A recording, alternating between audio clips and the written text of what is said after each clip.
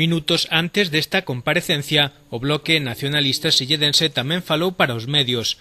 O responsable local e a edil nacionalista cualificaron a situación de surrealista e absurda e fixeron autocrítica. O único leal a este goberno foi o BNG. Fomos máis leales a este goberno que o propio goberno. Calamos, tragamos sapos e cobras nun exercicio de responsabilidade cun goberno en minoría, pero tamén temos que dicir que foi un exercicio de irresponsabilidade coa sociedade.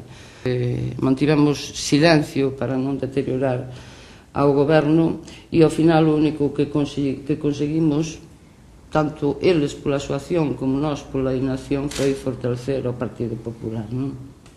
Lamentaron que o goberno non fose capaz de dialogar, alentando unha actitude de celos e desconfianzas internas.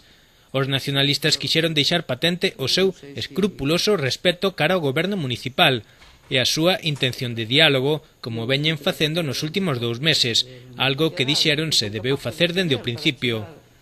Ainda continuamos a falar, iso é verdade. Evidentemente sabemos que eles romperon a baralla, non? Pero si continuamos a falar no sentido de que a relación política, cando menos, non se perdeu. Pola súa parte, o Partido Popular xa solicitou oficialmente a convocatoria dun pleno extraordinario para que a alcaldesa explique a situación e se someta a unha cuestión de confianza.